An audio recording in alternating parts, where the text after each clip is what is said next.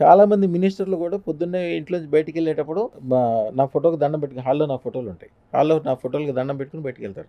ఎందుకంటే ఏదో ఒక రోజుల్లో ఒక పెద్ద మినిస్టర్ గారికి రేపు పొద్దున్నే పదవి పోద్దనుకున్నప్పుడు నా దగ్గరికొస్తే దానికి ఏదో తంత్రం చేసి, మంత్రం చేసి దానికి ఏం చేయాలో అదృష్టం ఇచ్చాము.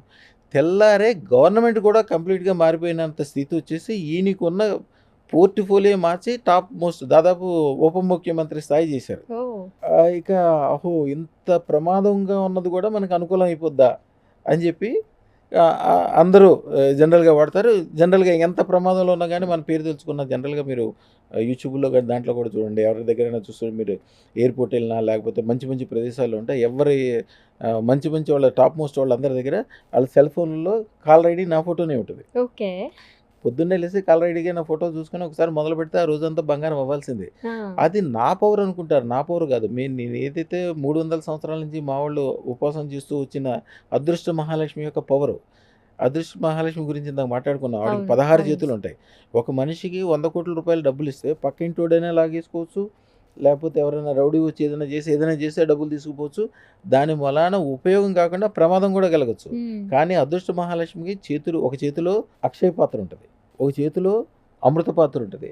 మిగిలిన చేతుల్లో బంగారాలతో పాటుగా ఆయుధాలుంటాయి. తెలివి, శక్తి, బుద్ధి, యుక్తి, రాజ్యాధికారము, పెరుగుదల, స్థిరత్వము 360 డిగ్రీల్లో మనిషికి ఏమేం కావాలో, ఏమేం పాజిటివ్‌లో అన్నీ ఆళ్ళ దగ్గరుంటాయి. 100,00,00,000 ఆడు 1000,00,00,000 చేస్తాడు గానీ, వాళ్ళ దగ్గరికెళ్ళి ఏదైనా మోసం చేద్దాము, లేకపోతే ఇబ్బంది పెడదాం అనుకున్నోళ్ళు మీకు ఒక్కళ్ళు కూడా కనపడరు. హ్మ్. అసలాంటి సందర్భమే రాదు. రేపు పొద్దున చనిపోదాం అనుకున్నోళ్ళు ఉంటారు చూసారా? వాళ్ళు కూడా మన దగ్గరకొచ్చాక మా దగ్గర వీడియోలో ఉంటాయి చూడండి. Okay sir. ఒక ముస్లిం ఆయన్నే ఏదో దేంట్లో మోసపోయాడు కంప్లీట్‌గా. మోసపోయిన తర్వాత ఇక అప్పులోళ్ళు ఎమ్మట పడుతుంటే ఆయన మొత్తం చనిపోతానికొస్తే ఆళ్ళ ఫ్రెండ్స్ అందరూ నా దగ్గరికి తీసుకొచ్చారు హాస్పిటల్ నుంచి. ఎట్లాగొట్ట ఆయన కరెక్ట్‌గా 15 రోజుల తర్వాత మళ్ళీ మన దగ్గరికొచ్చి సార్ అన్ని రకాలుగా బాగుంది సార్. నాకు అన్నీ సెటిల్ అయిపోయిందన్నాడు. 3 నెలల తర్వాత ఆళ్ళ భార్య, పిల్లల్ని అందరిని తీసుకొచ్చాడు. సార్ నేను పలానా చోట మేడ కొనుక్కున్నాను సార్. ఇదిగోండి సార్ పెద్ద కారు కొనుక్కున్నా 2,5,00,00,000 పెట్టి. నాకంతా సెటిల్ అయింది సార్. అంతా మంచిగుంది సార్.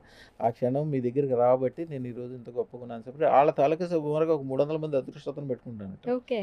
అందరూ ఆ వాడలో మొత్తం అందరూ అంతకుముందు గుడిసెల్లాగా ఇళ్ళుండేయి. ఆళ్ళ చిన్న చిన్న ఇల్లు. ఇప్పుడు ఆళ్ళేం చేశారంటే ఒక్కోళ్ళు 10, 15 మంది కలిపేసి 1000 గజాలు చేసి మంచి అపార్ట్మెంట్‌లో ద మోస్ట్ లగ్జరీ అపార్ట్మెంట్. వాళ్ళ ఓకే. ఆర్కిటెక్ట్ కూడా ఫ్రాన్స్ నుంచి తెచ్చుకున్నారు. ఆహా! మోస్ట్ లగ్జరీ అపార్ట్మెంట్లు కొనుక్కున్నారు అందరూ. ఒకళ్ళకొకళ్ళు సాయం చేసుకుంటూ ఆంధ్రప్రదేశ్‌లో హైయెస్ట్ బెస్ట్‌గా ఉండేది ముస్లిం కమ్యూనిటీ ఆళ్ళదే.